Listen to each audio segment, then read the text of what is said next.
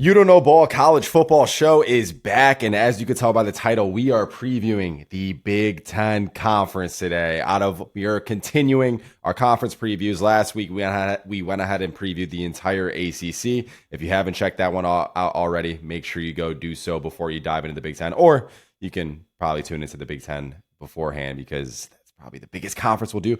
We'll see. You got some SEC debate there, but I am pumped up for this one. The Big Ten is probably my favorite conference. It's the most that I watch, and I think Joe can honestly say the same. As you can tell, he's wearing a little Penn State polo, so we got a Penn State fan in the building. So we'll definitely be doing some good breakdowns on them. But we're gonna go through on this entire episode all 17 teams in the Big Ten Conference, every little what kind of hitters that you need to know about each team, what should you expect for this upcoming season, and you're going to get our hot takes, our unfiltered hot takes surrounding each teams. And at the very end, we are going to have a special guest join us. We got Duck Zone 503 coming on the show today to help preview Oregon, and we're going to get his takes as well into the entire conference and who might be the biggest threat to Oregon. Obviously, we know who he's going to pick for his conference winners there. But it's going to be a really fun episode. If this is your first time tuning in, by the way, my name is Sam. I'm joined by my co-host, Joe. We are here breaking down college football every single week as we are in the preseason. We're kind of keeping it one episode a week, just doing our conference previews. But as we get into games every weekend, it's going to be two episodes, one prediction show, one reaction show. That will be on about Sunday and every Sunday and Wednesday, I think our schedule is. But we'll finalize that once we get closer, because it's coming up. I just looked at the calendar today, August 11th, man. We only got 2-3 more weeks until week 0 kicks off. So we are getting in some action-packed full swing here in the preseason. So like I said, action-packed, or I just said action-packed. But what we wanted to do to start this episode is give a little hot take, I believe. Or Joe, did we say we wanted to keep that for when we preview the teams? What do you think? Maybe we keep that. Yeah, we could wait and Okay. touch on it when we hit the teams. Okay, yeah. So we each got a little hot take, but we're going to wait until we get to that team, that hot take. But all right, so how we break down these teams here, I broke into 5 tiers, okay? And each team falls into a certain tier. And this isn't just like tier 5, 4, 3, 2, 1, no. So we have the scrubs tier. We have the whole lot of mid tier. We have the could maybe make some noise, but would take a lot tier. We got the solid teams, but probably not contending tier. And then we have the contending tier. And compared to the ACC last week, Miami was in its own tier. We had 3 teams in the contending, and most of them were in that like solid teams. For the Big Ten, at least how I have it laid out. Now these are my tiers, but I have 6 teams in the contending tier, and I have 2 teams in like the solid tier.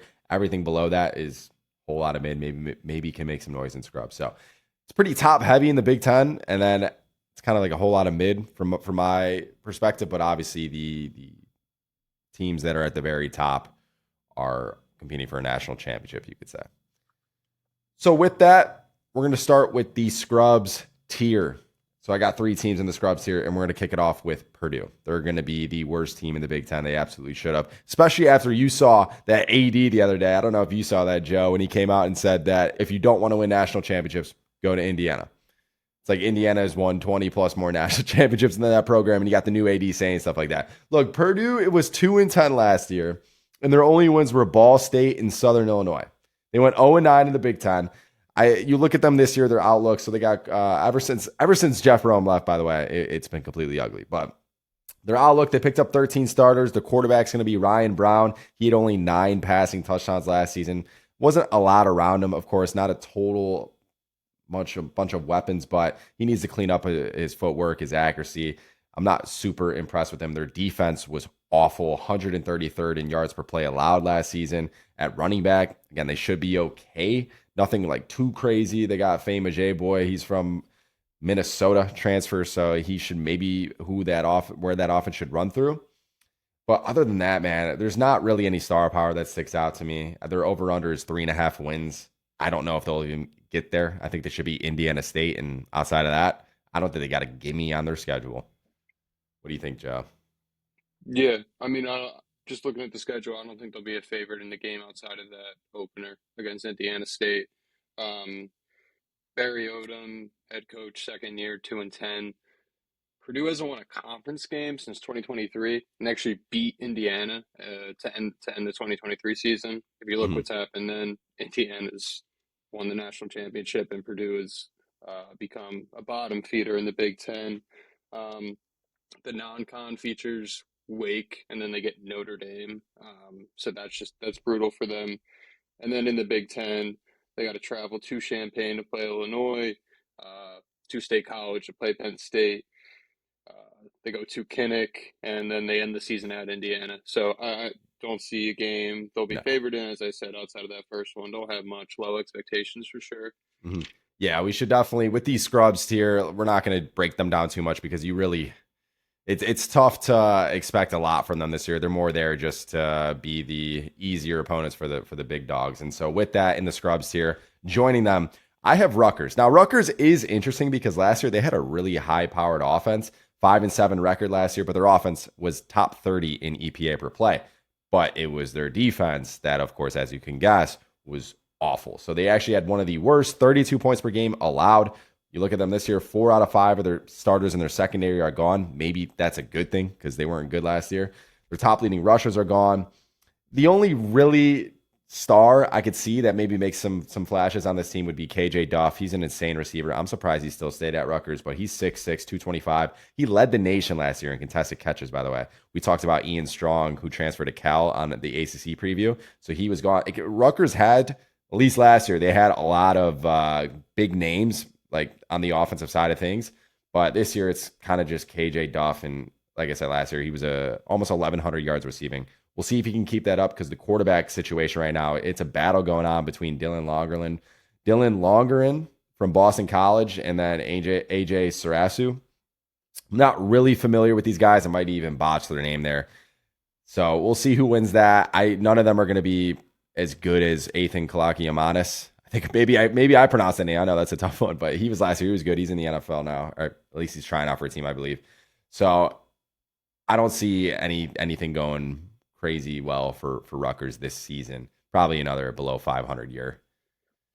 Yeah, defense was brutal last year, as you mentioned. I think they fired like most of the defensive staff, and then a lot of portal guys coming in. That'll be the difference because, as you mentioned, that offense was high powered last year, which is kind of weird for a Rutgers group. I feel like typically it's the other way. They play good defense, might run the ball a little bit. But yeah, the offense was high powered last year. You mentioned they lose the quarterback. They have a quarterback battle going into the season. Don't necessarily love that. And then, yeah, 5-7 last year after they made 2 straight bowl games. So kind of a big year for Greg Schiano. I guess it is across 2 stints, but this is his 18th season as Rutgers head coach, which I found a little difficult to believe. And then they haven't had a AP top 25 win since 2009. Mm-hmm. And they're going to have some opportunities. Week 3, this is early on in the season. They have USC. That should be like a non-con game typically, September 19th. But that's an early test in the Big Ten play, excuse me. Yeah. And then they get Indiana, Michigan, Penn State as well. So they'll have some opportunities to get that big win this year. We'll see how it goes. They got some opportunities, but there's no way that they are beating any of those teams that you just mentioned. Let's be honest. Yeah, no, I mean, they're going to be big underdogs for sure. Yeah, no doubt. All right, moving on in the scrubs tier, rounding it out, actually. I believe we have 3 teams in the scrubs. Yeah, so I have Wisconsin here. Now, I know we got some Wisconsin fans that probably watch this show. Let's be honest. I'm surprised Luke Fickell still has his job here because he last 2 seasons, 5-7, 4-8. Before that, the last losing season in Wisconsin was 2021. So Luke Fickell kind of came in the program in 17-21 overall record. He's lost 6 straight games to end last season. This is just, I'm surprised he still has a job, like I said, and he's got to be on the hottest seat in the Big Ten, in my opinion. He needs to make a bowl game if he wants to really keep this job. I'm not too in the weeds with like how the AD and Fickell's relationship is. It must be pretty good. So maybe I'm wrong there, and all he needs is a winning season. But to me, it's bowl or he's fired. You look at Wisconsin last year; their offense, their forward pass was they had nothing. They couldn't get. They looked like Iowa pretty much at the time, and the defense, which is what usually carries them, also wasn't really elite by any means. So they had the second worst EPA in the Power Four, like I said, on offense. The quarterback going on this year, it's going to be a little different look. It's Colton Joseph. He's a transfer from Old Dominion. He's actually a pretty decent player, very good on the ground, really good rusher. I'm assuming Wisconsin is going to run a lot of read option types. Last year at Old Dominion, he had 21 touchdowns, 10 interceptions. And yeah, he kind of reminds me of faster and less accurate John Mateer. In my opinion, that's kind of my comp to him because he can actually sling it. Like he slings the ball downfield, just a little bit inconsistent, kind of what we saw from the latter half of John Mateer last season. Look at their run game. I mean, Wisconsin, they went in the portal and had the intentions of we need to get back to grounding and pounding. And they brought in Iowa State's running back transfer, Sama. He's got some lightning speed, I would say. 1,900 career rushing yards last 3 years. He had a 5.6 yards per carry last season, behind a bad offensive line. So him and Colton Joseph can definitely run that read option well, but it's just, is Wisconsin going to be able to throw the ball? Because they had just 1,600 passing yards as a team last season. They didn't bring in any receiver talent as well. And on their defensive side, I mean, they'll be solid. They should be solid. I mean, linebacker Mason Posa, he's one of the top linebackers in the country right now. He's a guy in the 2028 NFL draft that I think that we'll be talking about a lot. He's a freshman All-American. So yeah, they got to play Notre Dame, at Penn State, USC. Like you'll probably touch on, Joe. It's going to be a tough year for them. Yeah, tough one. And I guess I'll just start with what you mentioned with Luke Fickell's relationship with the AD. The AD actually publicly came out and backed him last year, and ensured more resources. It just so happens the AD left and took a job at the Big Ten. So he has a new AD. Luke Fickell is indeed on the hot seat. And there is one other guy that we'll get to that I think is on, kind of an even playing field with Luke Fickell in terms of they need to at least make a bowl game.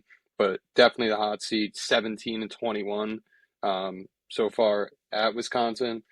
You mentioned the quarterback, Colton Joseph, won Sun Belt Offensive Player of the Year last year. So that's an interesting piece. We'll see how that plays out. Defensively, you mentioned Posa, also Cooper Catalano. So actually at the linebacker position, I think it's actually one of the best groups in the Big Ten. Catalano had a game with 19 tackles last year. Yeah. It was actually they beat Washington. They upset them. It was that game. And then, the offense, I mean, it was abysmal last year, 12.8 points per game.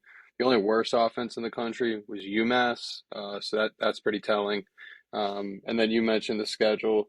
Not easy. They start off Notre Dame, what are they, like 17-point dogs or something like that. And then week 4, they go to Happy Valley. They got to travel across the country, UCLA. They play in Iowa this year. So not easy, make or break year for Luke Fickell for sure. 100%. All right, that's going to wrap up the scrubs tier. Now we got to move on to the next tier, which is going to be a whole lot of mid. And kicking that off, I got Michigan State. Okay, look at them last year. They were 4-8, 1-8 in the Big Ten, but they brought in head coach Pat Fitzgerald. He's back in the Big Ten. I mean, obviously, you remember him from Northwestern. He got fired because of the hazing scandal, but you look at his time at Northwestern, he made a bowl game 10 times. I mean, their defense was always pretty good. They always had a great offensive line built in the trenches. So I like him. He brought in Nick Sheridan. He was the co-OC from Bama last season. And 12 starters from the portal. A lot of guys from UConn. Running back Cam Edwards is in the building now. He was top 15 in rushing yards last season and in rushing touchdowns, actually. He'll be their best offensive player. Quarterback is going to be Alessio Milvojic. I think that's how you say his name. But he's a one. Yeah, no. A lot of these names are It's just a tough insane. one. Yeah. Sorry if you guys hear some background noise. Jeez. Got some fire trucks going on in the building out here in New York. But anyways, quarterback Alessio Milvojic. Sorry about his name, but he's a confident pocket passer. Got some zip. Not really a dynamic rusher, though. Mobile enough. Okay, so he only threw 3 picks in 9 games last season. So he's someone that if he takes care of the football, doesn't turn it over, and kind of just runs the offense, gets the ball into the hands of their playmakers, Michigan State can move the football. They can manufacture first downs. But you look at their wide receiver core, 5 out of their 6 guys are gone, including Nick Marsh, who obviously transferred to Indiana. So what do you got on Michigan State? Any stats or keys for them to win this year? Yeah, I mean, I'll start with Pat Fitzgerald. I think he's extremely underrated. I mean, he won the Big Ten West twice in Northwestern. Uh, that's kind of ridiculous. Hmm. Not to mention he got completely shammed at Northwestern. Um, and I forget what it was, but he did end up suing them, and then they settled with him. So like that hazing allegation was completely phony. Um, Nonetheless, they like you said, they lose Nick Marsh. That's brutal. They do bring in like some power forward talent. KK Smith from Notre Dame, and then a kid from Michigan, I believe. So kind of throwing some pieces out there. They'll see what sticks. Cam Edwards, UConn, one of the best backs in the country, I think. And then the offensive line, they did bring in some pieces from the portal as well. Game to watch for me is October 17th. Pat Fitzgerald gets his lick back against Northwestern. Um, that'll be a good one for sure. Not much overall. It'll be a building year for them for sure. If they make a bowl game, that would be an incredibly successful season. 100%. Next in the whole lot of mid-tier, we got the Maryland Terrapins. So you got Mike Locksley on his 9th year. He's also another guy that you can say is on the hot seat. I mean, he went back-to-back. Back-to-back season was 4-8. Offense last year had no ground game whatsoever. Couldn't run the football. But what does Maryland do have? A very talented quarterback in Malik Washington. Now, this is a guy that a lot of people are hyping up to be one of the top QBs in the 2028 NFL draft, and you watch him, you can understand why. The ball just absolutely shoots out of his hands. One of the best pure arm strength guys last season. He had 2,900 passing yards. That was third of all freshman quarterbacks. If you keep him clean, just watch him go to work because he rips it down the seam. We're talking about like they didn't have a lot of rushing yards, so that's kind of why maybe didn't get the recognition that he deserved in wide receiver. Wasn't a total great weapons, and I think that's going to kind of hold them back this season. I think next year is the year for Maryland to really make a run with Malik Washington because maybe they have a decent year and they can get some more money in the portal and land some of those top transfers. But I mean, outside of I got running back DeJuan Williams, he needs a big year. He was a redshirt freshman last season, 500 ground yards, but at the receiver position, I'm not really seeing any star power, I would say, from Malik Washington. Yeah. This was my other guy in terms of the hot seat. I think Mike Locksley is an absolutely horrible football coach. 37-49 at Maryland. This going into his 9th year. I didn't know this because I'm pretty sure he was either Bama OC or Bama quarterback coach. He was on the Bama staff somewhere, so the Nick Okay. Saban pipeline. But he was the head coach in New Mexico with a record of 2-26. So not a good head football coach. The thing to highlight here is the quarterback, obviously. Malik Washington, incredibly good freshman year. We'll see how all these pieces come together. New offensive coordinator as well. I think it's Clint Trickett, is Hmm. his name. So we'll see if he can help the young quarterback out. And then in terms of the schedule, guess I would just highlight they get Virginia Tech, which him and Mike Locksley, James Franklin, they're buddies. So that'll be one to keep eyes on. And then they end the season traveling to Southern California to play USC, and then they host Penn State. So make or break year for Mike Locksley. I wouldn't even say 6 wins saves his job. It's got to be like a big step up for him. 100%. And yeah, Mike Locksley was the offensive coordinator at Bama 2016 through 2018. So yeah, if he doesn't have a great year, we could be seeing him in a offensive coordinator role in the near future. All right, next in the whole lot of mid tier, or to round out the whole lot of mid tier, our third team is the Northwestern Wildcats. Look at them. I mean, they actually haven't been that bad, I would say. Yeah, head coach David Brahmy had 2 winning seasons, 2 bowl games. Their quarterback this year is going to be Aiden Chili's from MSU. He's a good athlete, can shake a lot of tackles, has the arm, but mechanics are a little bit off. Hopefully this offseason he can clean some of that stuff up. Because when it's like third and long, obvious passing downs, I don't know if I can really trust them right now from what we've seen at Michigan State last season. On the offensive side of things, they brought in new OC Chip Kelly from the Raiders. I mean, won a national championship with Ohio State. You can't really, a lot of guys have their question on how much did Chip Kelly really contribute to that. I mean, he was the offense coordinator. I thought that offense was ran pretty damn well.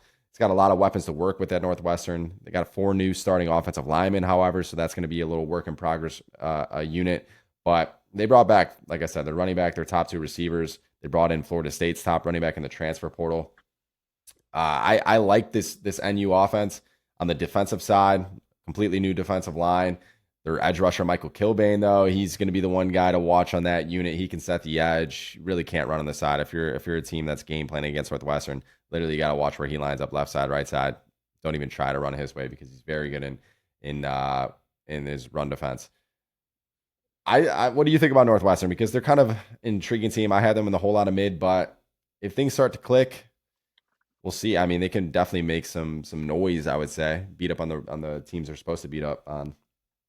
Yeah, I didn't when looking into Northwestern, I didn't realize how they haven't been like a complete abomination since Pat Fitzgerald left. Like they've been a very respectable program. Bowl game last year, 4 and Hmm. 5 in the Big Ten.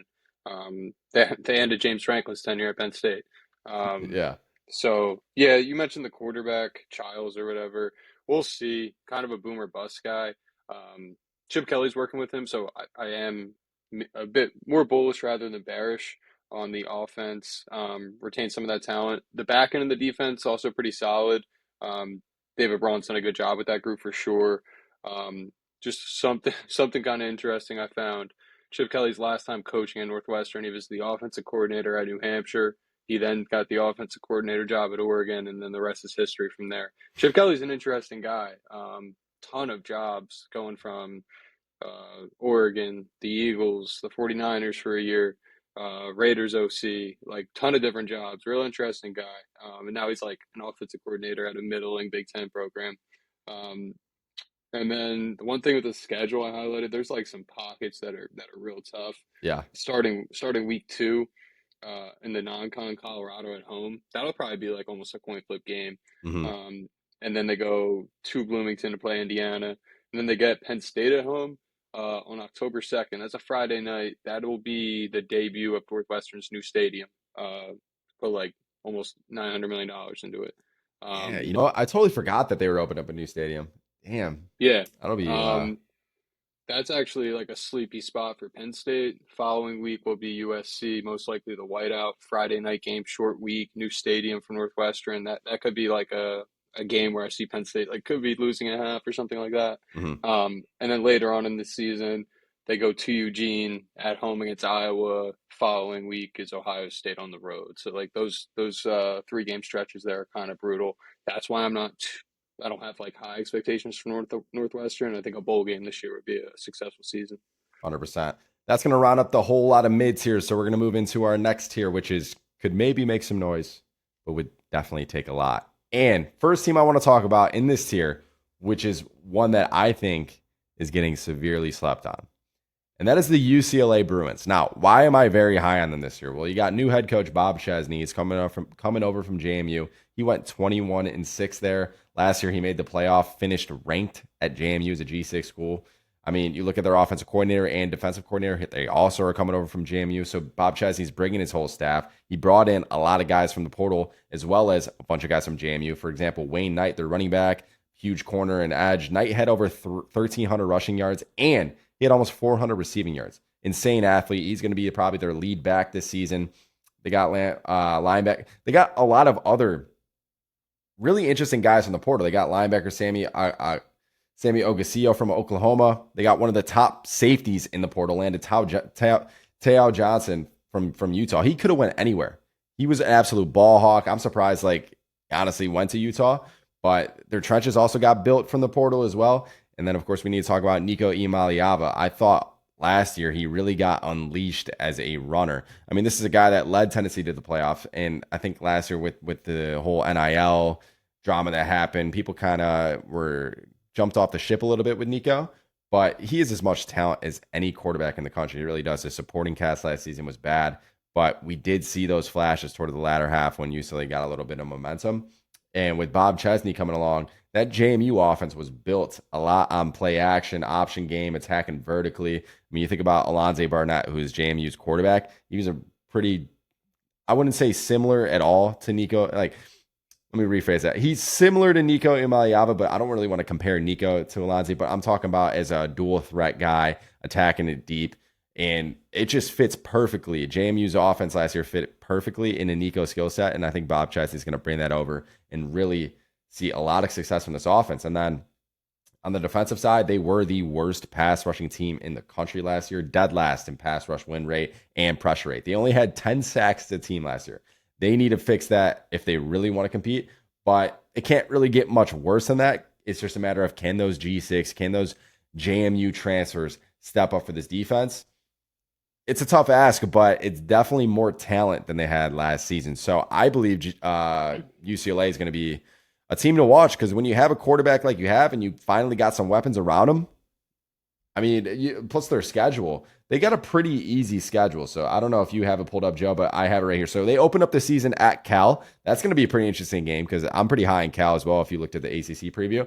But other than that, it's like they're at Oregon and at Michigan and they host USC. Obviously, the USC rival game, it's going to be a close one. If they can sneak out a win at Oregon or at Michigan, I mean, we're talking 10-2 is definitely on the table for this team.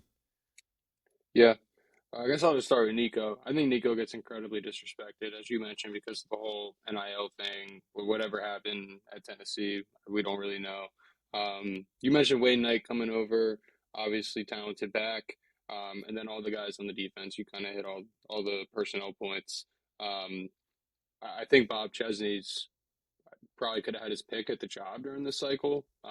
He chose UCLA. Probably, I think because of the quarterback. Nico's incredibly talented. We'll see if he looks a little different this year. Um, and then, yeah, last year for UCLA is one of the more interesting, like looking back on some team seasons, really interesting because they play Utah week one, and they got waxed. And that's when everything kind of went downhill. I just think it was a lot of pressure.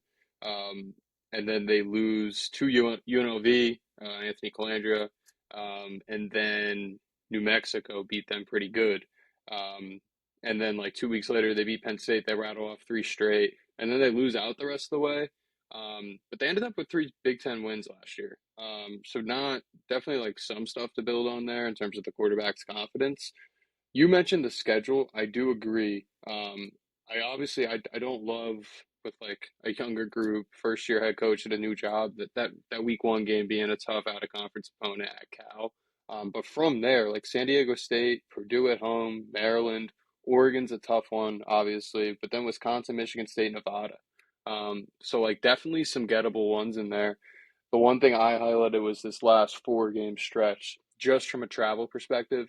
They go to Minnesota, so flying halfway across the country, back home for Illinois, and then on the road to Michigan, flying back across the country, and then home against USC in that rivalry game. So just from a travel perspective, that's what I highlighted. But definitely could see, a world in which UCLA wins 8, 9 games. 100%. Like I said, I'm pretty high on them. But let's move over to our next team that we have in the could possibly make some noise tier. And that's where I got Minnesota here. So they had 5 straight seasons with a bowl game. And last year with head coach PJ Fleck, they went 8-5. They just need to take that next step to really beat a good team and really get to 9-10 wins and be considered a threat in the Big Ten. Because to me, they're just always going to be solid. I mean, their defense is always going to be reliable. Offense, they usually have a couple playmakers that are going to move the football. This year, their quarterback, Drake Lindsey, he's a great NFL prospect. You see a lot of guys that are putting him even in the top 5, top 10 quarterback prospect in some mock drafts. That because I mean, you look at his frame and he's got all the tools to really develop down there or in the position. Minnesota's also got top 2 receivers back. Running backs Darius Taylor, he's going to be a pretty good player. But to me, it's just like they're going to beat the teams that they should beat on their schedule, but nothing more. Any Ohio State, Indiana, Oregon team that they play, it's an automatic loss. I feel like they just can't really take that next step. Yeah.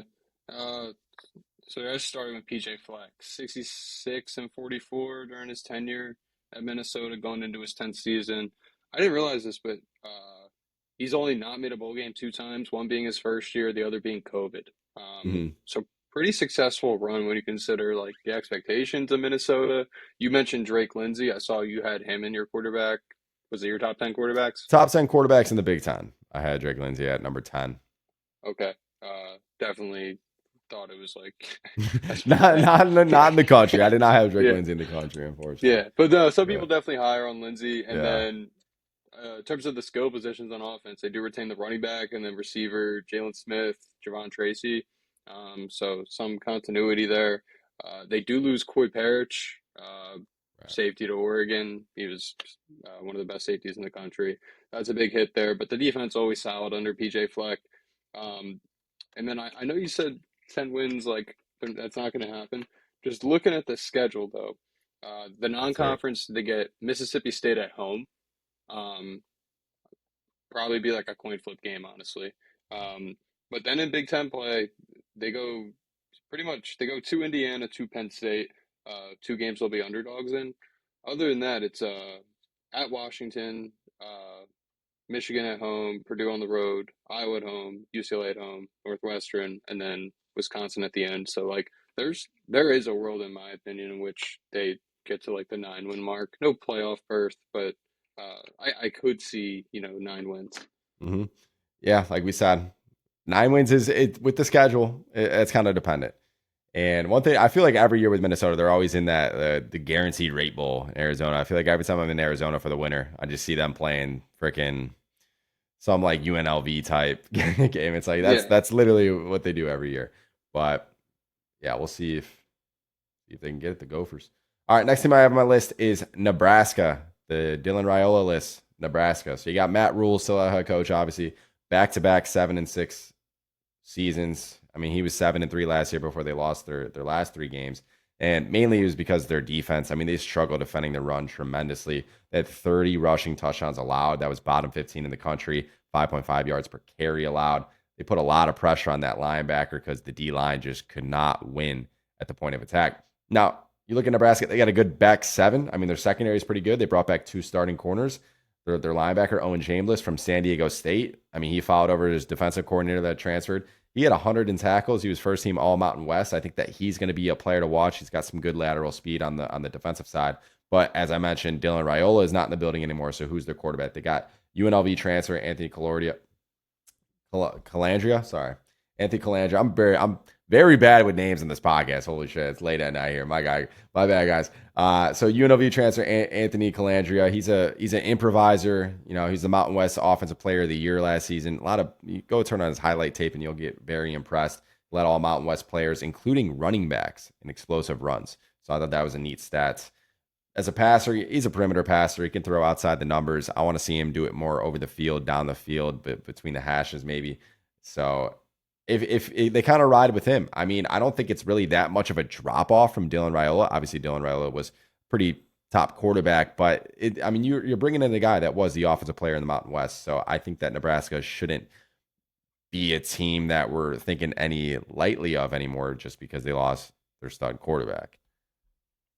Yeah, I'm actually I watched a lot of UNLV last year for some reason.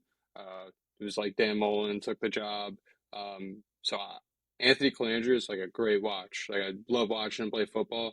Will it translate to winning in the Big Ten? Big question mark there. But super electric, as you said, one offensive player of the year in the Mountain West. They had a high-powered offense, obviously with Dan Mullen. And then, yeah, I mean, you mentioned last year kind of how the season went. Once Raiola got hurt, kind of went downhill. I think they started like 6-2, and then they gave Matt Rule an extension. Matt Rule, 500 coach so far at Nebraska. You mentioned taking the next step with Minnesota. I think it's time for Matt Rule to take the next step with Nebraska. Mm-hmm. And then just looking at the schedule, I think it's kind of going to go a similar way this year. The non-con, Matt Rule traditionally plays a weak non-conference. So they have like 3 games they'll be favored by a ton of points in. And then their first 2 Big Ten games are Michigan State and Maryland. So I think they'll be like 5-0, but then they follow it up with Indiana, Oregon, Washington, Illinois, and then at the end, Ohio State, It's a Iowa. brutal stretch. Yeah, so tough one there. You mentioned the defensive coordinator that he brought over from San Diego State, Rob Arich. I Right. don't know how to say his last name. He was like highly coveted. I think it was number one defense in passing yards per attempt. And then you mentioned Chambliss, who he brought with him. So the defense should be better. Defense was a problem last year. So actually super intrigued to see Calandria in the Big Ten, how that works out, because I think it is a big year for Matt Rule. Should be a fun one to watch for sure. Okay, moving on and rounding out the last team in our thirds here, which could maybe make some noise, but would take a lot. I have the Washington Huskies. Now, they're a team that a lot of other people are very high on. You look at a lot of preseason AP polls that I know On3 just released theirs today. They had Washington ranked in the 20s. But I kind of don't understand the hype. I mean, they lost their two best offensive players last season, Jonah Coleman and Denzel Boston. Obviously, quarterback Damon Williams is still in the building. He's only in the building because there was like some legal action taken because he was trying to, or I think he did enter the transfer portal, and then Washington was threatening to sue him because he like breached his contract or whatever. So then he came back to Washington. I guess he's fine. He's happy there now, but he's a playmaker. You'll see some people that compare him to Kyler Murray in a sense. I wouldn't compare him to Kyler Murray. I guess they're kind of, you look at his arm, how he slings it downfield, and he's a dual threat, and his size. That's kind of why they draw that comparison. But I think Kyler Murray's a better player. He did force 43 missed tackles on the ground, 25 touchdowns, 8 interceptions. But the problem with Damon Williams is he just holds the ball way too long. So we talk about like Shedeur Sanders in the NFL about how he had the worst time to throw. I mean, Damon Williams actually had the 6th highest average time to throw in the country. If teams contain him and they kind of just sit back and let him try to push it downfield, like it's kind of his weakness, and we need to see that adjustment moving into the season. Running back is going to be, their running back is also, like I said, they lost Jonah Coleman in their room this year. Very unknown. They brought in a transfer from Troy that hasn't played the last two years that much because of an injury. They brought in Oregon's like 4th or 5th guy in the depth chart. He's been hurt as well. So I don't really know who's going to be their go-to back at wide receiver. Desmond Roebuck, I guess you could say he's going to need to take a big leap. He was the number 2 guy behind Denzel Boston last year because outside of him, it's a lot of young and inexperienced players. You could say their defense in the secondary is a strength, but to me, they're just a 500 team. I'm not very high on them like a lot of other analysts you could say are. Yeah, I could see why Damon Williams wanted to leave because the skill position room here on offense is completely depleted. Mm-hmm. You mentioned Boston, Jonah Coleman, all gone. I literally in my notes don't have anyone that they brought in. You mentioned someone from Troy and Oregon's 4th string. Yeah, it That wasn't makes a lot. sense. And then yeah, like you said, I guess Damon Williams is happy. I don't think he is. He was just going to get sued because he signed an NIL deal and then hit the portal. Um, can't kind of a wild situation. I do remember that. I guess the only thing to highlight, which like if someone was bullish on him, they'd have to pencil this in. The defense returns like 10 guys who have played snaps. The linebacker core is decent. Other than that, on offense, like I think it could be a real rough year. Jed Fish, also kind of an interesting guy. He like got the job after that one good year at Arizona. I think Mm-hmm. they won like 9 wins. Other than that, like he doesn't have too much head coaching experience. Um, and then yeah, I will say the schedule's not anything crazy. The last 2 games though, like I think they could be decent or whatever. Last 2 games, Indiana, Oregon, and then early on USC.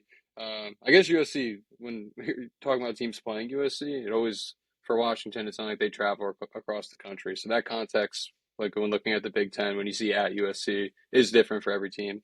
Um, but yeah, they they get Penn State at home. That would be a really good game. I think that's actually one Penn State could drop just with that travel. Always a tough place to play as well. But we'll see. Definitely be an interesting year for Damon Williams. See if that offense can produce anything. But yeah, that's all I got on the Huskies. Yeah, their travel is definitely a major advantage to them. I think that's gonna what that is definitely gonna need to play a factor if they want to win some games this season. But all right, that rounds up the third tier. So now we're gonna move into the next tier, which I have called solid teams, but probably not contending. And I got 2 teams in here now. Joe, if you disagree, if you think either of these next 2 teams are actually really contending in the Big Ten, you let me know. But I just think they're solid. You got to take them serious, but they're not really going to contend. And kicking off is the Iowa Hawkeyes. Now it's the 28th season for Kirk Ferentz. No other coach has more than 20 years, by the way, which is insane. He's the longest active head coach, and he's just consistent. He's going to have a great he's going to have a great defense and a great offensive line. His offensive line won the Joe Moore Award last year, and they should be a top 5 unit again this season. The problem with Iowa, as we all know, they can't throw the football. And when you look at what they lost last year with Gronowski and what they have this season, it's a huge drop off. I mean, they got a quarterback battle going on between Jeremy Heklinski, who has 2 career pass attempts, and Hank Brown, who's got 1 meaningful appearance. They lost their top 3 receivers. I mean, I don't know what they expect to do on offense. I'm assuming it's just going to be run, but when teams like they did in previous years just sell out for the run, force them to pass, it's they're not going to win many football games unless I know Kinnick's a very tough to play, but if it's not like crazy weather like it was during Oregon, teams are going to figure it out. They're going to pull away late. It's just going to be another solid but not contending year for Iowa. Yeah, I I will never have the Iowa Hawkeyes in like a contending bracket under Kirk Ferentz. It's kind of the same thing every year. It's like no matter how bad the offense is, they're going to win 8 games. I guess I will highlight under the new offensive coordinator once Kirk Ferentz fired his son, Tim Lester. They were decent last year, as you mentioned. Um, Kind of a wild situation with his son. I remember he had like incentives in his contract in terms of metrics they had to hit to save his job. Um, it's tough firing your son, I guess, but that's a tough look. Mhm. Um, don't really have much on the personnel because, as you said, they're going to play good defense and they're going to try and run the football, and then they play in Kinnick. As you said, always a tough place to play, but I think they'll always just be in that at 7-8 win range. Schedule they got this stretch early on. Obviously, the week 2 they always play Iowa State. That should be a game that it's at home this year, and with everyone leaving Iowa State, like I would assume they'll be It's favorite. not going to be the typical rivalry game that we see, no, especially with everyone leaving and without Matt Yeah. Campbell. You should So expect Iowa to take care of that one. yeah, they should win that one, but then they to open up Big Ten play at the Big House, Ohio State, and then travel cross country to play Washington, and then at Minnesota. Mhm. So that's a tough stretch early on in conference play. There, they could legitimately be 0-4 in the Big Ten. 100%. Next in the solid but not contending tier, alongside Iowa, I have the Fighting Illini, Illinois. So you got head coach Brett Bielema, 19-7 over his last 2 years. They were ranked top 10 at one point last season, believe it or not. But the quarterback, I mean, Luke Altmaier was pretty solid. They lost him, so he's kind of tough to replace. But they got a good one in East Carolina transfer, Caton Hauser. I mean, he's a tall, lanky pocket passer, kind of like Carson Beckish in a way where ball just zip like it's literally catch and release for him. He gets it out of his hands quick. With when you're playing behind Illinois offensive line this season that lost 4 offensive starters, it's going to be key for him to get rid of the ball fast because we don't know how that unit's going to be up front. So that could be an advantage. And it's just a matter of, are these playmakers going to be worthy for him, or are they going to make plays? Because I don't know exactly how their offense is going to work. Maybe it's going to be a lot of screens or just short out routes, slants, or hitches or something. But those playmakers, those wide receivers, are going to have to step up. You look at their running back; it's going to be Khalil Valentine. He led the Big Ten in explosive runs last season, so he's a pretty good guy. Zone runner, not very physical, doesn't break a ton of tackles, but you put the ball in his hands, he can make some things happen. They're going to need to lean on him. Illinois also got some decent G5 transfers. It's just a matter of, again, can they block up front? I think Caton Hauser, the way he plays, his play style can help mask that. But if you want to compete, if you don't want to get absolutely blown apart against the big dogs, that's going to be the key for them this season because their defense should be pretty solid. It usually always is under Bielema. Yeah, you mentioned always a solid defense. And then in the portal, like the guys they added on the outside, G5 guys, they added like Alex Perry from FIU. They didn't really do too much. They have some guys returning. They just haven't produced a whole ton. So someone's going to have to step up to support the transfer quarterback and Caden Hauser. I honestly don't know too much about him. Just know he played in the American Conference last year. Mhm. Um, and then yeah, Bielema was another interesting guy. Arkansas and then the Illini. Illini like really bad program prior to him stepping in there. 9 wins last year, 5-4 in the Big Ten. Altmaier, obviously losing him is a big hit. Schedule, nothing like in terms of stretches. They have Ohio State and Oregon, but there's no like brutal stretches on here. So I could see 7-8 wins, but it really all depends on the young quarterback and if they can protect him up front. They did. I think that's where they kind of hit the portal. They added 2 guys, a kid from Wisconsin, then a kid from Colorado State. So we'll see how that pans out. But yeah, not too much on the Illini. Yeah. And with that, let's move into the big dogs, the contending tier, the teams that we really want to talk about. And with that, you can argue that it's OSU, Oregon, Indiana are the 3 best, but I included the 3 other teams that we haven't talked about in this because I think they have a legitimate shot of contending for this conference. They're definitely ones that you gotta take very, very seriously. And to kick that off, let's start with the Penn State Nittany Lions. Just because they lost a lot of their team, they lost James Franklin, who obviously got fired midway through the season because he can't win the big games. I think bringing in Matt Campbell was one of the best head coaching options out there. I know that they might have lost out on Kalami Saka, like they lost out on some of the BYU, Louisville, Jeff Brown, like. But Matt Campbell last year from Ohio State, I mean, they were 8-4. They were 5-0 at one point, and then just got decimated through injuries. I feel like that if they stayed healthy, they could have made a really, really good run. Iowa State has had 10 years of winning record, all but 2 years with Matt Campbell at Iowa State. They've had a winning record. Brought over a lot of guys from Iowa State with him to Penn State. We call them the Penn State Cyclones, and that includes quarterback Rocco Becht. I mean, he's a very rhythm passer, can throw it over the middle. He's very, very experienced. I mean, he's got over 9,000 yards and 64 touchdowns in college. Yes, he's a little undersized, but I love his leadership. I think he knows how to deliver the football, especially to the two weapons that he loves in Benjamin Brahmer, and then wide receiver Brett Eskinen. Those two also came over from Iowa State. The Penn State fans are finally going to see the ball get moved down the field. Very different change from the last couple of years when it was kind of just relying on Kayshon Allen and Nick Singleton. Now we're about to see the ball get pushed down the field. In what's your take? I know that you probably are more in the weeds in Penn State, being a Penn State fan. Yeah.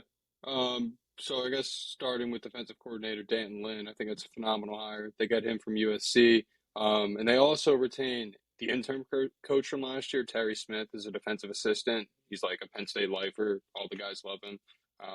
So I think like that duo on defense and just keeping Terry Smith around for some of the guys who were here last year, they all liked him. I think like some of them pleaded for him to get the job. That was not going to happen. Um, Jim Knowles last year was a complete disaster. The defense was horrible. And then there was some stuff that came out that said like people didn't really believe in the scheme in the building, things like that.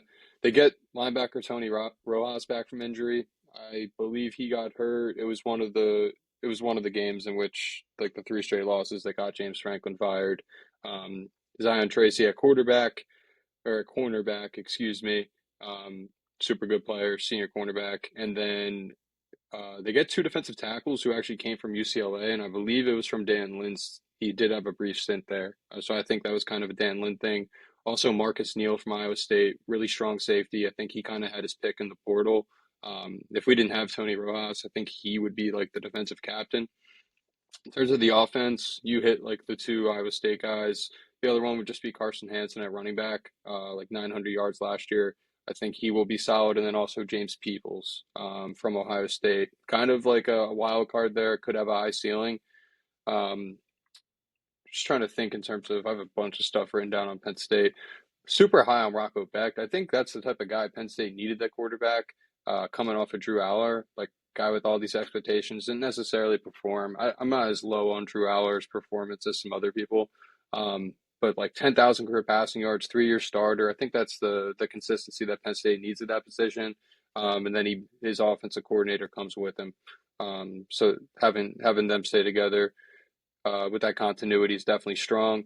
And then just going back to Matt Campbell, the fact that Penn State stumbled into hiring Matt Campbell after a disastrous search is incredible. I think he should have been a guy they called right away. There was a report that came out that said they did reach out to him, but they had an old phone number.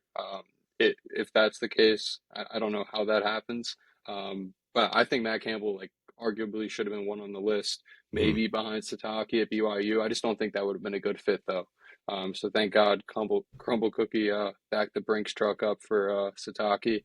Um, and then another guy who I will highlight, who I love, I think could have an incredible year, especially now, as you mentioned, we're going to push the football down the field, is sophomore receiver Kobe Howard. He was a guy who had high expectations last year.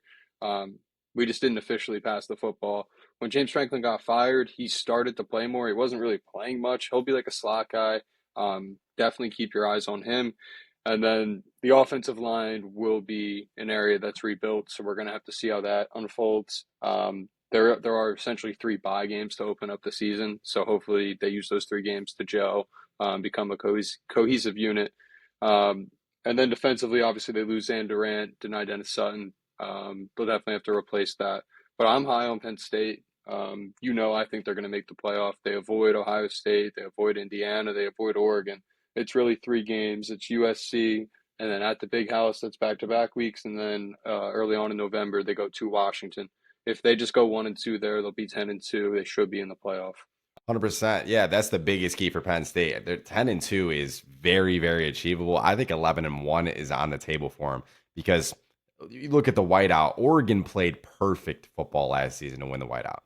Is USC going to be able to match that? It's a tough ask, and especially I know it's a whole new program. You're bringing in a lot of new guys, but the whiteout is still the whiteout. It's still the culture, the tradition of it. For them to lose back-to-back seasons just doesn't seem familiar. Like it just doesn't seem like it's very likely to me. So that USC game, I had them as a W. So then you talk about at Washington, yet at Michigan.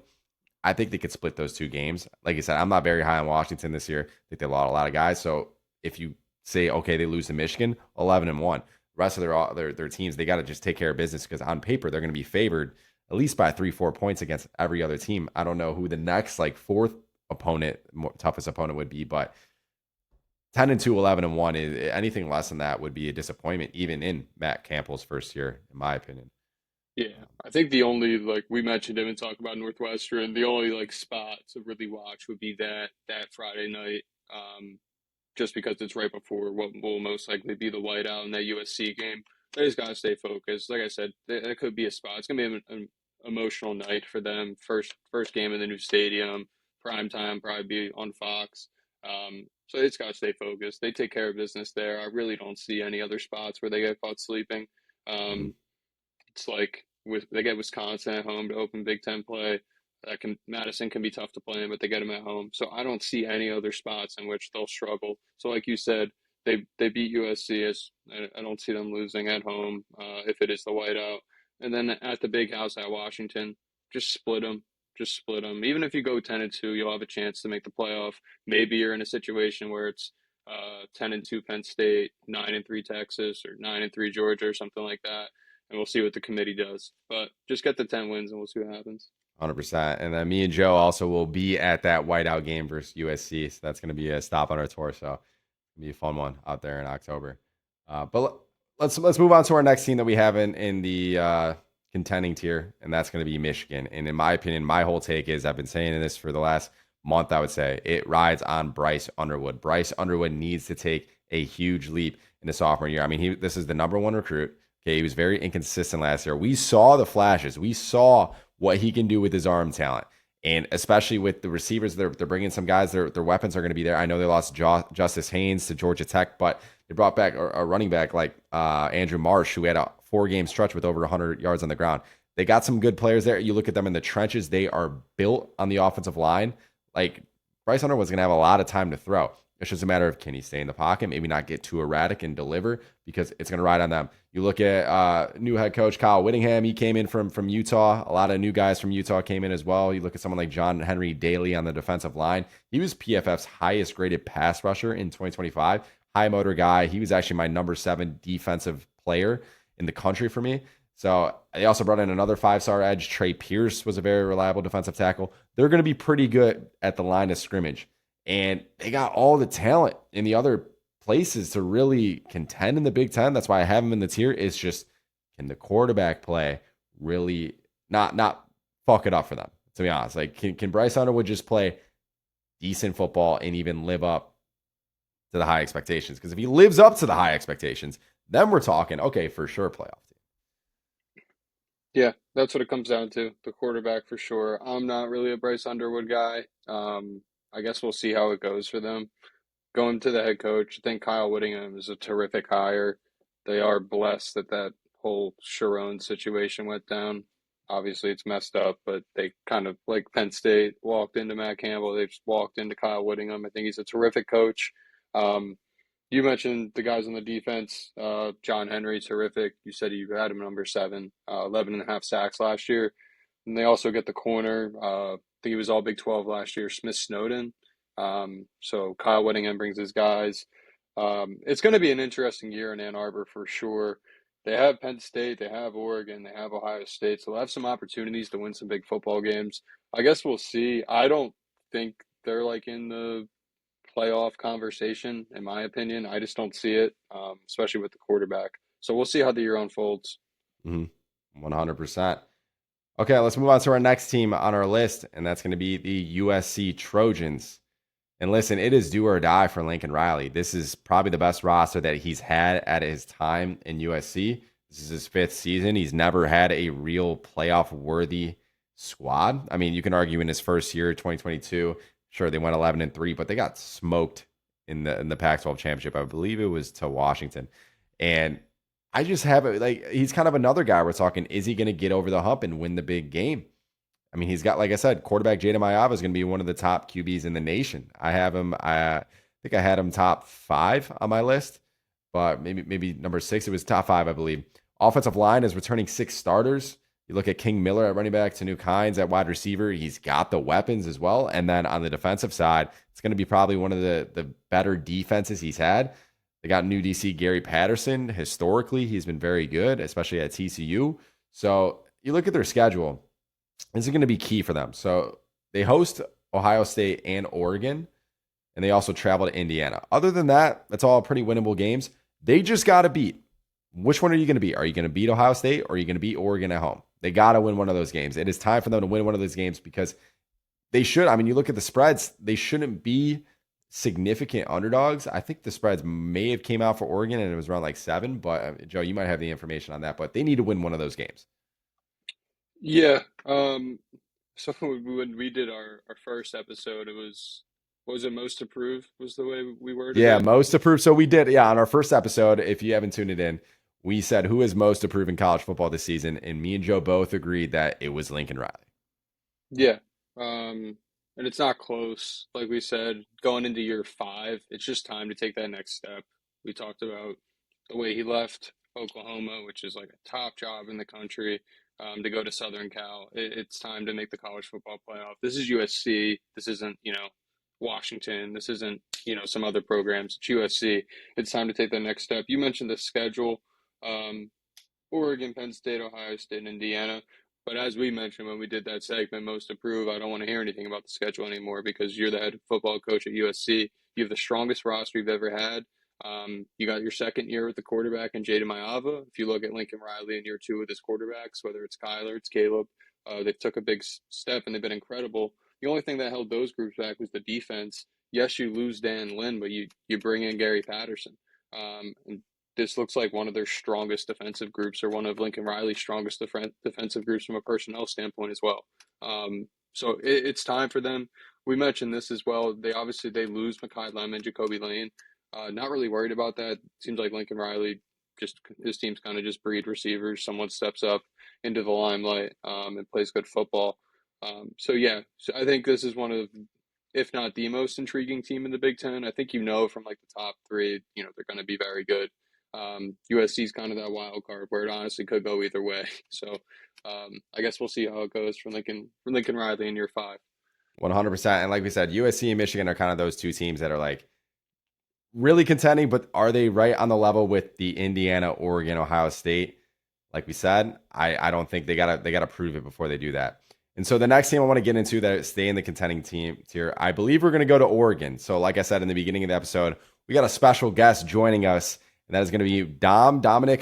This is my first time meeting him, so we'll clarify what he goes. I believe it's Dominic, or if he's short for Dom, but he's the head of Duck Zone 503, which is a very popular Oregon fan page on Instagram. If you make sure you go follow him after this video, but he's going to be joining us any second here to help break down Oregon. But when we talk about USC, kind of to end off that USC Oregon game, I think is going to be more winnable than the USC Ohio State game, just because it feels more like a rivalry. I feel like USC Oregon, that's kind of like especially when Oregon left or Oregon State, like obviously that's not a rivalry anymore. It's kind of been USC Oregon, so that's probably going to be a very, very close game for him. That's going to be one I'm actually going to be attending, so I'm looking forward to that one. But I guess we could start on Oregon as we wait for Dominic to get in here. Yeah. Last year they went 13-2, losses to both Indiana. I mean, you look at like the championship game loss. They were in it more in the first one, just kind of got beat at the line of scrimmage, and in the championship game just absolutely fell apart. I mean, it started with the first drive, pick 6, and then they responded actually after that pick 6 drive, and then which is completely downhill from there. They're returning a lot of guys. They have my top 2 defense and my number 3 offense very built on both sides, stacked at wide receiver and tight end. Look at someone like Decoria Moore at wide receiver is a name to highlight. It's probably going to be Dante Moore's go-to guy. Great young running backs. And awesome. Yes. What's going on? So going on? How you guys doing? Great. So Dominic, or do you go by Dom? Or yeah, Dominic, Dom, whatever works for you guys, man. Awesome. Yeah. So as we mentioned, so Dom, we were just beginning to go over Oregon, but we have pretty much broke down all Big Ten teams besides Oregon, Indiana, and Ohio State. So we figured we'd have you on to start with Oregon, and then we're going to touch on Indiana, Ohio State, and get to our predictions for the Big Ten. But for all the viewers out there, like I said, Dom is the head of Duck Zone 503, one of the largest Oregon fan pages, I would say, especially on at least Instagram. And I've been following your stuff a while, so I figured definitely want to reach out and see if you would hop on here and talk some Oregon Ducks and get like your take on the outlook for them this season, maybe some key guys to watch out for. Obviously, you look at their offense and defense; they're both top 3 in the country, I would say.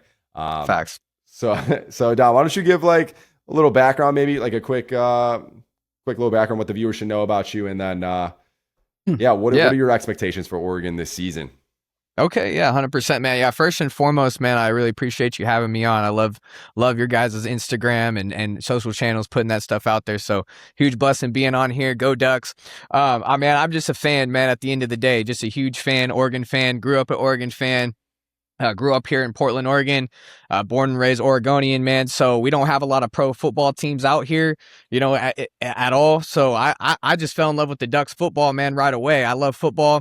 I fell in love with the sport of college football as a whole, man. Just the way, the pageantry of it, the way the fans get into it. It's just a lot better to me than the NFL product is. So I absolutely love it, man. Absolutely love it. So, I created Duck Zone about 5 years ago, just as like a fan page. And then we did some podcasting. Like I turned it into a podcast.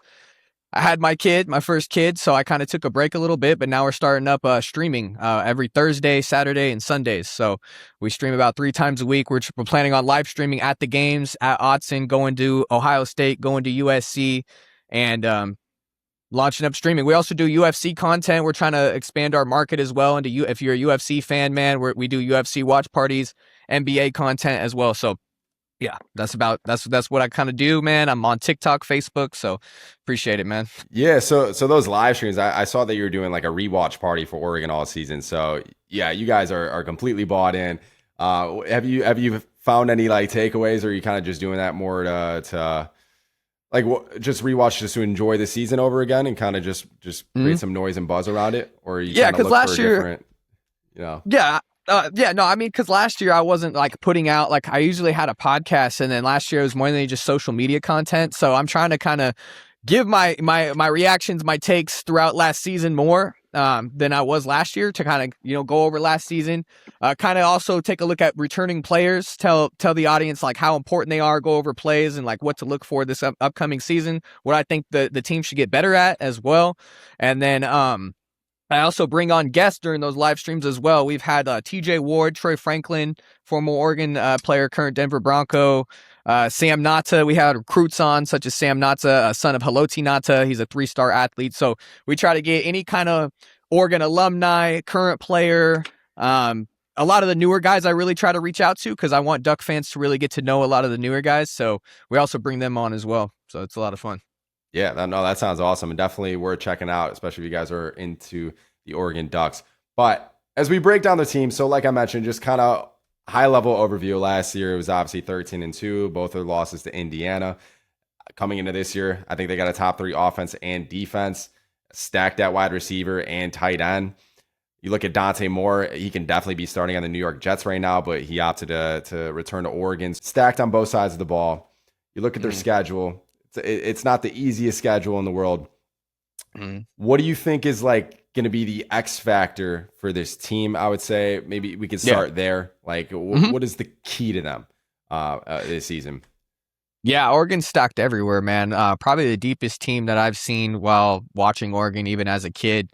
pretty much everywhere. I mean, Dan Lanning has recruited over the last 5 years, top 5 recruiting classes over and over again. So you bring back a young team that has 1 year of experience now, a lot with each other. The only thing is I think you're replacing 3 out of 5 on the offensive line. So I believe the X factor is probably going to be the offensive line, especially early. Dan Lanning's already talked about in fall camp that he's planning on rotating about 6 to 8 guys, which he's done before in the past, like guys like Iapani Lulu, Josh Connerly Jr. Those are guys like when they're young, they've rotated and they try to find their guys. I expect them by the USC game to find their, front 5 and lock that in by the USC game. But, we'll have to see. I think up front, man, you got a lot of guys who have been in the program for about 2 to 3 years developing in the background. So I believe in Alik Terry. You look at what Alik Terry's done since he's came here as the offensive line coach, and we haven't won the Joe Moore, but we've been finalists the last 2 years. So if I'm going to believe in somebody to build a great offensive line, I'm going to believe in Alik Terry. So, man, I'm excited. I'm excited to see the development. Usually Oregon is a type of team to go into the portal. They've got guys like a Johnny Cornelius from the portal. Last year they had Isaiah World. But this year, they didn't really try to go out there too much. They tried to get Jordan Seaton, didn't end up getting him, but that's about it. I mean, they didn't really target too many offensive linemen. So what that's telling me is that the coaches there at Oregon believe in the guys who have been developing the last 2 to 3 years. So really excited. You got Iapani Lulu up front at center, who has been starting there for the last few years. So he's going to be the leader up front. So when you have a guy like that at center, it just makes it that much easier for the other guys who are first-time starters to adapt. 100%. What would you say on Oregon's schedule is like the scariest game for you? So we were just talking about USC before this. I thought if there was a game, so me and Joe both think that Lincoln Riley has the most to prove out of anyone in college football this season. And we're looking at USC's schedule, and they host Oregon and Ohio State.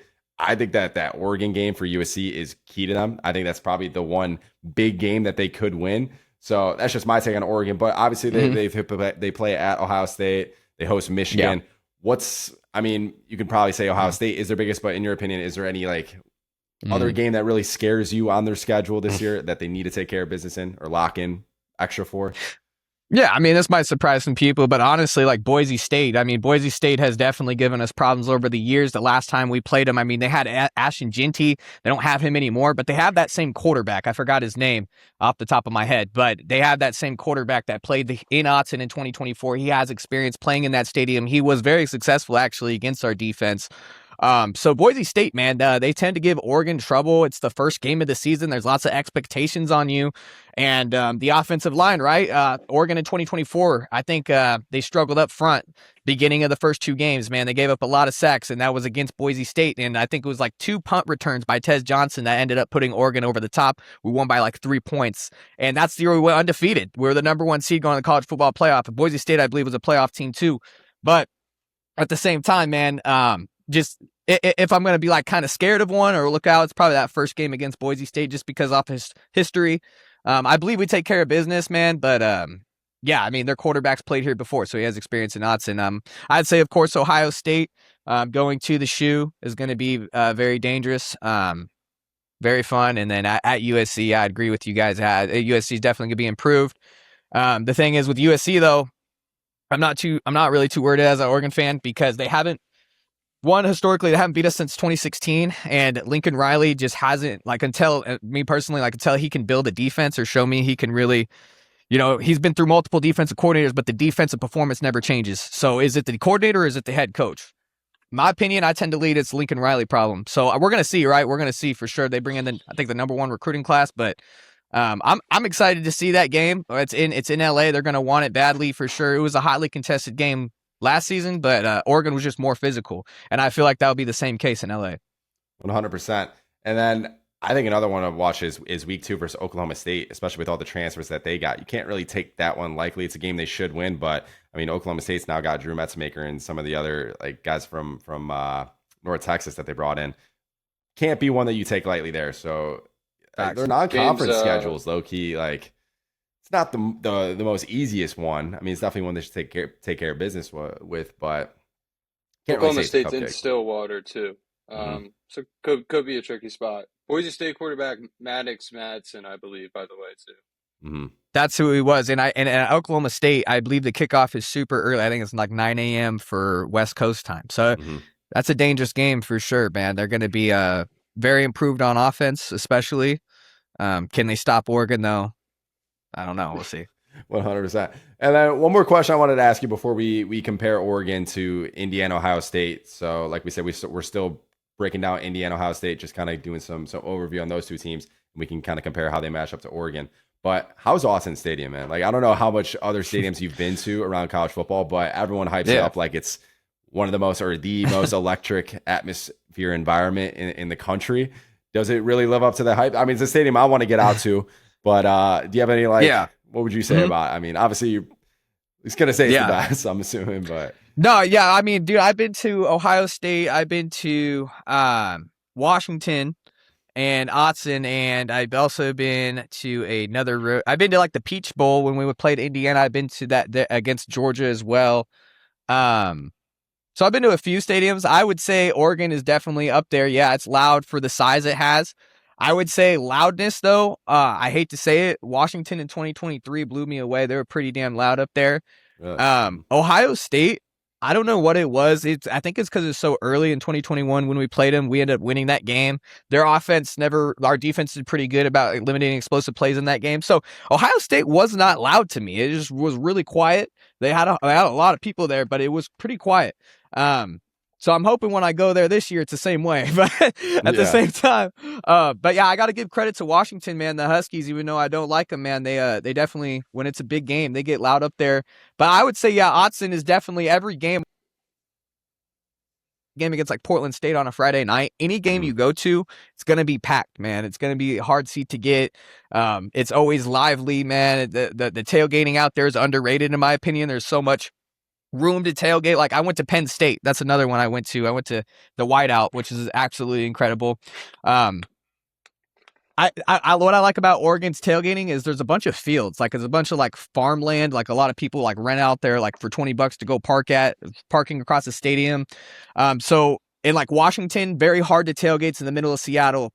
Penn State, very small college town, and all you can really tailgate at is like parking garages, man. It's super hard to find parking there.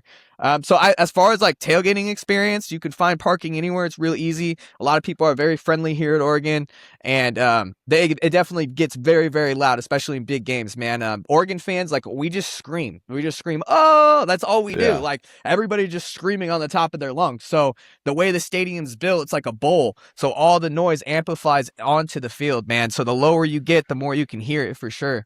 100%. And away teams don't like it. Yeah. I was gonna say, you gotta be careful what you say about Penn State over here. We got a Penn State fan in the building. But hey, man, I will say this, dude. Penn State knows how to put on a show, man. Like, the way they know how to do their pom-poms at the right time with the music. The announcer was putting on certain types of music, like rock songs right on third down. Like, it was a show. It was a spectacle, man. I loved Penn State's experience, man. Were you there last year? Yeah, I was at the Whiteout. My friend here went with me. He's sleeping right now, but he went with me, man. He's my camera dude, and man, we had a great time. We went to, I think, a Brothers Bar is what it was called. Shout out Brothers Bar out there. But yeah, it was an amazing experience, and it was great to meet a lot of Penn State fans out there. They were really nice. That one hurt. I think that was because me and Sam went last year. That was, out of all the whiteouts I've been in terms of expectation, I felt like we kind of penciled in a win, and I don't know why, because it was James Franklin. But that was that might have been the best whiteout I've ever been to. So that was sick that you were there. Yeah, I mean, that was the game that I watched Dante Moore, and I really fell in love with him as a quarterback. Just the way that he was very calm and collected throughout the entire atmosphere, made some of the big throws, especially over the middle. Like, ever since that game on, I really started to pay attention to him. And when we were talking about, I thought he was going to leave for the NFL draft. Ended up not. I actually had him over Fernando Mendoza. I mean, that's a bit of a hot take for a lot of people, but I think when you look at the absolute tools and the way that he's just like lethal accurate, and I think he's a better prospect. And I think looking into next year's class, he's the top guy for me. But yeah, so let's kind of compare Oregon to the two other big dogs in the conference, Ohio State and Indiana. So we'll start with Indiana because they were obviously their two losses last year. You look at them as a team. I mean, they're going to be pretty loaded once again. I talked about, if you thought Indiana's offense last year was stacked, it's probably going to be even better this year. I mean, they got quarterback Josh Hoover. He's going to be the key to them, but he's miles beyond where Fernando Mendoza was at this time last year. He processes very fast, got a high IQ, really good, like in between the ears. And the key for me, a key stat that I saw is he was second in the nation in RPO usage last year, second to only Fernando Mendoza. So he fits right into Cignetti's scheme. They obviously brought in someone like Nick Marsh from the portal from Michigan State. He's going to be studs. Still got Charlie Becker. The running back should still be good. I know they lost their studs there, but on the defensive side, they should also be sound, especially under Cignetti's system. And I actually just saw today that they brought back Stephen Daly and Kellen Wyatt. Those are two guys that I guess they got like the 5th year, whatever the new ruling came out with the eligibility. So they're bringing back some more firepower because I thought guys off the edge was going to be their question mark, but if they got those two guys, so they're probably going to be pretty legit once again. Yeah, Joe, I don't know if you have anything to add on Indiana just to overview with them or. Yeah, I mean, I'm pretty high on Josh Hoover. I thought that was, I think he was kind of like I had him above Sam Levitt in terms of like portal gets at the quarterback position, and then I think Nick Marsh, Charlie Becker's as good of a duo as you'll get. Nothing other than that. Some portal guys on defense, obviously, but the defensive coordinator Brian Haynes, he's terrific. And then Mike Shanahan on offense. So I'm high on Indiana, especially with the way the schedule unfolds for them. Yeah. And then Dom, if let's say Oregon and Indiana, let's say they match up again in the playoff, we get another rematch. First of all, like last year when you watch it, from the pick six and then Dante Moore with the 8-play touchdown drive, and you're like, oh shit, we're back. And then it was just, to me, it just seems like a little bit of nerves got to Dante in that game. I think if another time around, he's definitely going to be a little more confident, even though, like I just said, I thought he was really, really confident all season. That game, Indiana just seems to rattle him. And I think it was more because of the front seven, just gave him a lot of pressure. So I think that's probably going to be the key, right? At least in my opinion, is the offensive line handling the defensive line. And given they lost a lot of guys, I think they got a better matchup. Do you feel pretty confident if they were to play Indiana again this year? A little better time around? I mean, we'll have to see, man. It's kind of early to tell, but I mean, to be honest, like I'm high on Indiana as well. Like they got Hoover. A lot of people like to say he's a turnover machine, including myself. I'll troll in the comments and whatnot. But realistically though, he had to do a lot more at TCU. He had a lot more on his plate to handle, and he had to throw a lot more. So I believe in Indiana, it's going to be a lot more clean and crisp in Cignetti's system. And defensively, their defensive coordinator is absolutely amazing. He confused Dante Moore. This is the thing with Oregon last year is they were really young. I mean, two freshman running backs. They didn't have any running backs in that game, by the way, when they played him the second time. Mm-hmm. They had Jay Harris, but I mean, they had a bunch of young guys. The defensive backs were freshmen, Ifeoma Badeglu and Brandon Finney. Dante Moore, which is literally his like first year as a full-time starter. He played at UCLA a little bit, right? But as a full-time starter his first year. So I just think, man, Indiana was the more experienced team, the veteran team, and same with the coaching as well. I mean, you've seen it with Dan Lanning. He's a brand new coach in this position. I don't even think he's 40 years old yet. I mean, he's really, really young, man. He's learning as well, along with his young players. So these experiences, the Rose Bowl, the Peach Bowl, I truly believe these are experiences you go through as a young team that are going to lead to a national championship, man. Like you look at the Kirby Smart Georgia teams, everybody said he couldn't do it. Same with Ryan Day before they all did it. So I believe, man, it's leading up to this. And I believe I even said it last year, like last year's team, doing my previews last year, like last year's team is really young. Really, really young. So I want to see them get their experience. But I believe like this year is the year, especially with the defensive line returning. That was a big thing. I did not expect the defensive line to all return with Tatum Tuioti, Mateo, Amari Washington, Bear Alexander. Talking about the Penn State game, that was probably their best game all season. Mm-hmm. I want to see them amp it up a whole nother level, man, because the havoc rate, the tackles for loss, the sacks kind of all went down over prior years. Tosh Lupoy's gone. In comes Chris Hampton as a defensive coordinator. So we're going to see, I'm high on Chris Hampton. He was our defensive backs coach. You see what he's turning into Brandon Finney and Ifeoma Badeglu and how they're developing. So I'm excited as a whole defense, what he's going to add, the wrinkles he's going to add, and the pressures that will come into that. But yeah, man, I think if we played Indiana, sorry to get back on topic here, I would excited to see how the offensive line matches up, how Dante has developed under, stunt looks and looks that are confusing to him. Like, how does he adapt to that and read coverage better? Because Dante, looked very confused that game. Looks like he didn't know where the pressures were coming from. And the team just as a whole looked very young and inexperienced in that moment. 100%. Why don't we switch over with that to a team that's going to be on Oregon's schedule, probably their biggest game of the year. We got to touch on Ohio State. That's the last team that we're going to get to in this preview. And you look at them, to me, the only question mark with this team is are they going to be able to rush the quarterback? And they still obviously have talented guys, but outside of maybe the edge rusher position, they're still pretty stacked all around. They got Julian Sain, finished third in Heisman last season. Obviously, Jeremiah Smith, one of the best wide receiver prospects we've seen. Running back Bo Jackson, I actually have him as my number 8 back in the country. I thought he handled the losses of guys like Travion Henderson and Quinshon Judkins very well. Back end, safety, someone like Jalen McClain at safety is going to be huge for this defense. So I think he's a player to watch. I'm very high on Ohio State. Like, they got a tough schedule. Definitely at Texas, at Indiana. They host Oregon, at USC, host Michigan. So they got 5 legitimate, tough, brutal matchups for them. But it's one of those things where you kind of come out on the other side. If they come out and maybe go, even if they went 3-2, 10-2, they're still in the playoff, and they're battle tested, right, for the playoffs. So that's why I think they're even dangerous. But hosting Oregon, that's going to be the key. Before we get into the breakdown, maybe on how they match up, Joe, do you have anything to add on Ohio State, maybe overview wise? Yeah, you alluded to it, and you know what I'm going to say here. I think there's a real chance Ohio State misses the playoff. I just think with that week 2 game, the out of conference, now they're traveling to Austin. If you look at Texas last year, they go to the shoe, they lose, they get punished for playing a tough out of conference game at the end of the year. They end up 9-3, I think it was, and they're on the outside looking in. And then Ohio State has the worst schedule in the Big Ten. They go to Bloomington to play Indiana. Cignetti's still never lost there. They have to travel across the country to play Southern Cal. They got Oregon at home, and then they also get like the tricky spot of going to Iowa. Never easy to win at Kinnick. Right. Dom, you know that from last year. And then I'm not a Julian Sain. Like, I'm not as high on Julian Sain as others. If you look at him in his big games last year, Texas, you can throw that one out as the first game, but they scored 14 points, I think. And then he was pretty good in Texas, bro. He was good in Texas. Miami, Indiana, not so much.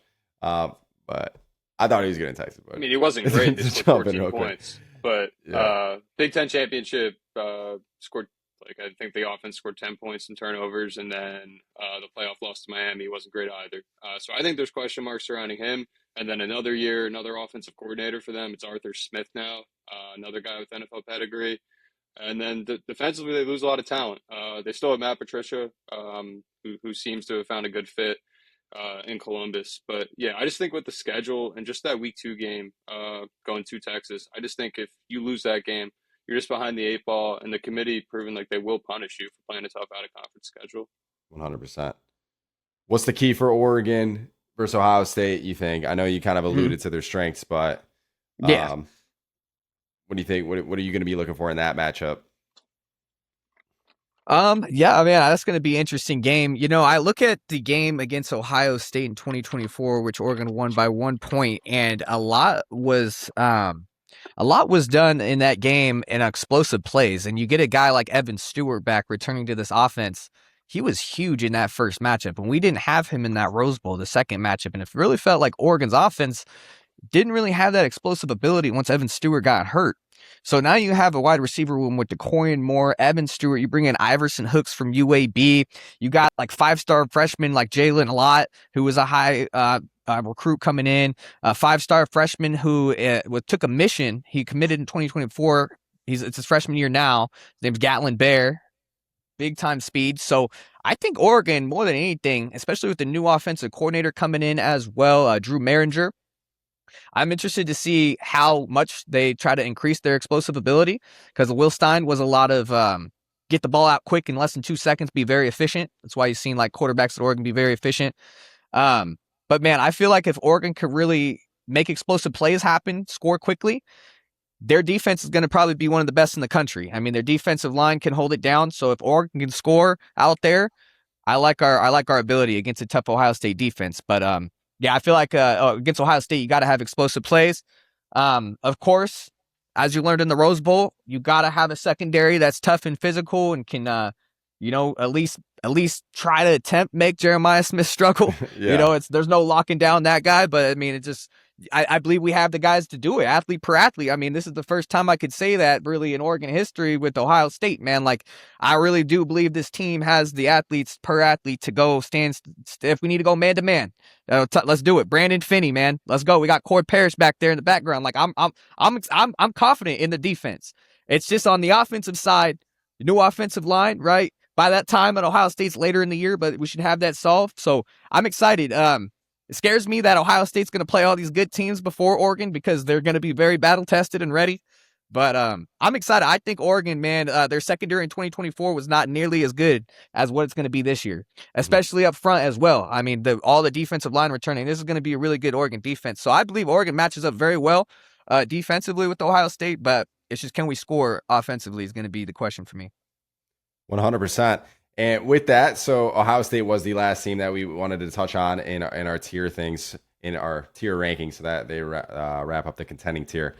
To end the show, we obviously gotta talk about our predictions. And so part of the reason that I really wanted Dom to hop on here is to basically give a deeper dive into Oregon, because they are my pick to win the conference this year. I feel like there are a lot of guys pick to win the conference. Joe, is Oregon your pick as well? I think we talked about this before. Or do you have someone else? Yeah, I mean, not only are they my pick to win the Big Ten, they're my national title pick. I think they're the best roster in college football. And then just real quick, before we go into your pick, I was going to ask you about Gallon Bear. Have you heard anything? How is he adjusting? Real fast, I've read. And then the other guy I was going to throw in was Iverson Hooks. I do watch some American Conference, so I am familiar with him at UAB. Think he could be a difference maker as well. So just those two guys, what are your general thoughts? Yeah, man. Gatlin Bear for sure. I've heard a little bit about. I have heard based on other podcasts. I've heard what podcast is it? It's called Talking Ducks with Aaron Fentress, and he was saying that on his show, at least, that he has heard that Gatlin Bear is a little bit rusty in the background. So because it's been 2 years since he played football. So we're going to see. He might be somebody who can return punts, make a difference in special teams for sure. Just going to be hard for him to probably see the field this year, to be honest, just based on how much talent's in that room. But by next year, I probably expect him to maybe turn into even a star, man. Look how fast and athletic he is. He's pretty tall. So, man, I'm excited for him. And then Iverson Hooks, right? Is who you said, right? Iverson Hooks. Okay. Yeah, Iverson Hooks. He comes in from UAB. Reminds me of a lot like Tez Johnson. Pretty small player, but really explosive. And you've seen a lot of guys like LaMichael James, DeAnthony Thomas, Tez Johnson, small guys, twitchy guys, come through and have success here at Oregon. So I definitely think there's a role for him. Jalen Lott kind of has that same ability as Iverson Hooks. So I'm super excited to see those guys come and make a difference. I believe DeCorian Moore and Evan Stewart probably your top two, and then probably Iverson Hooks maybe there in the slot or something like that. That'll be interesting. Yeah, sorry about that, Sam. I had to ask, but Iverson Hooks is the Oregon Duck, just in terms of his makeup. But yeah, you can go into your pick now. I just had to throw that out there. Yeah, let's do our. I believe we're all going to be Oregon for pick to win the conference. So why don't we do our Big Ten title game prediction, and then maybe a sleeper team that maybe can make some noise. I know we kind of me and Joe alluded to it early in the show, but to recap, I'm going to say UCLA is my sleeper team. I think when you look at, again, Nico Iamaleava with new head coach Bob Chesney coming from JMU, I think he fits perfectly into that scheme. They can make some noise. He obviously has been a talented quarterback in the past. Why not with some of the new weapons that they got? And for the Big Ten title game, how about this? I think that we will see Penn State and Oregon rematch from 2024, because you look at Penn State's schedule, man, it is such a cakewalk for them to go 10-2, 11-1. I mean, they just got to beat either Michigan or Washington, because I think they handle the whiteout against USC. Other than that, it should be all winnable games. I think Matt Campbell's a good enough coach, and they got enough talent to do so. And it'll probably be Oregon boat racing them in the Big Ten title. But I like Oregon versus Penn State. Might be a little bit of a hot take. So we got Big Ten title predictions, sleeper team. What do you guys got? Yeah, you can go ahead, Dom. Okay. All right. Yeah. I'll let me take a look at Ohio State's schedule real quick, because they play Indiana, right? Where are they playing, in Indiana or at Ohio State? It's at Indiana. All right, I'm gonna go. Oregon plays Indiana in the Big Ten title game, and I think Oregon will beat Indiana and get revenge from last year. And then my sleeper team, I'll go Wisconsin. I think Wisconsin is going to surprise some people. Their defense was actually really, really good. If you look at it statistically, their offense was just nowhere to be found. And a lot of that had to do with injuries. So now that you have, a good coach there, and you have the, hopefully no injuries, I think Wisconsin can shock some people because their defense was pretty good. So I'm excited to see them. Yeah, and then I got for my Big Ten title game, I'm gonna go Oregon, Indiana as well. I wish I could pencil Not Penn getting State bold in there. over here. I see. Well, maybe if I didn't have the polo on, maybe I Yeah, would say yeah. Penn State. But I will say them for my sleeper, just because like if you do look at the odds that they aren't, it's like plus 420 to make the playoff, and I think there is a legitimate shot they do make the playoff, as you said, just because of the schedule. No Ohio State, no Oregon, no Indiana. They get USC at home. Really, it's just at the Big House and then at Washington. Um, and it's funny you said like Washington, like in terms of environment, because I think that is legit. I think that's the one game Penn State does lose. I've heard that place kind of like it shakes, it rocks, and that's just tough travel spot.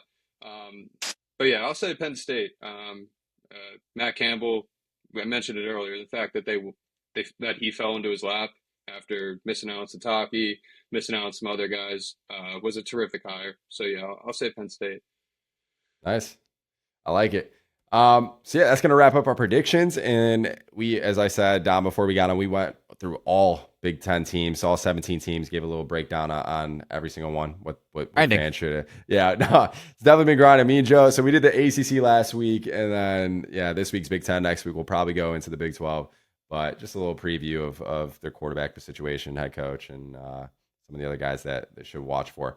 One more question that I got to ask you too. What's the take about Dylan Raiola in Oregon right now? Did you like the addition? Were you expecting him to be the starter coming in this year? Like, I know he had a quote the other day that kind of took off a little bit, subtly dissing Nebraska in a sense. I mean, do you like him in the building? Obviously, you like him in the building, but what's your take on him? What's like the vibe around Oregon fans with him? Shoot, man. Yeah, I mean, anytime you can add, my opinion, like you can add a Big Ten starter as your backup, like I love it, and I think he's going to get an opportunity just like Dante Moore did behind Dylan Gabriel. He's going to have opportunity to sit and develop and get ready to be the starter. And I think that's kind of been the recipe under Dan Lanning, man. He's kind of been doing that, and getting guys ready under the quarterback position. So I'm excited to have Dylan Raiola. I certainly think, you give him a year to develop, he could turn into something special, lower his turnovers. About his quote, when I first seen the quote, I didn't even realize like what was going on. I just thought it was a normal thing. Like all he said was like, "Oh yeah, we have more talent. There's no cornforfields here." But it seems like Nebraska fans didn't like that, So me personally, bro, like I wouldn't have took it serious. But I mean, I guess like him saying like like say the cornfield part, that's kind of like the jab there, but you kind of bring a right hook to the jaw when you're saying like, "Oh, we have more talent." So I guess that didn't need to be said. I guess, work on your PR skills a little bit. But other than that, though, like on the field talent, product-wise, like I'm super excited for him. I didn't realize so many people didn't like him until he got here. But, I mean, I liked him at Nebraska, man. I mean, he tries to act like Patrick Mahomes and stuff. I mean, to me, that's not really a big deal to me. Let him act however he likes. I just care what he does on the field. Yeah, I'm intrigued to see him next year in an Oregon uniform, just what the energy and vibes going to be around with him, especially like the whole Patrick Mahomes comparison. Like it's gonna be interesting in a new bigger program, I would say. He needs to like ditch that though, like his image, like he needs to really light it up on the field and people won't like make fun of him in that type of way, like I mean he probably looks up to Pat Mahomes, man. There's nothing wrong with that, in my mind. So that's fine, bro. Like I just think I think he under a year of development, man, he's already started to. If let's God forbid Dante goes down, man, we have something solid to be there. And yeah, man, I think he's gonna be awesome. He's a 5-star. He actually had a cool fall into fall camp when we were going in. I was watching some of his interviews and he was like, this is the first time I've ever been a backup and just got to sit back and relax and learn. Like even through high school, I was the man, you know? So this is going to be a big time for him to kind of recheck himself, mature a little bit, you know, get everything from Dante that he can learn. And then I believe he'll be ready, man. But he's going to have guys pushing him. I mean, in that room, you have Akili Smith Jr., who's the biggest 6'5". His dad was a legacy quarterback here. Brock Thomas, he was a walk-on, played for local Sheldon High School in Eugene. But he came in against Wisconsin last year when Dante went down and wasn't a pushover. Like, he did what he had to do. So, I mean, I'm confident in the quarterback room as a whole. So, super excited. Yeah. Awesome. Appreciate that insight. But yeah, guys, I think that's going to wrap up this show. Hopefully you guys enjoyed it. Next episode, as I said, we're going to be going over the whole entire Big 12. So we got another one coming for you next week.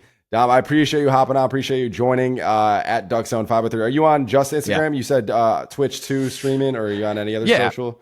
Or? Yeah, I'm pretty much on everything, like Instagram, DuckZone503 is like Instagram, Facebook, TikTok's DuckZone.503.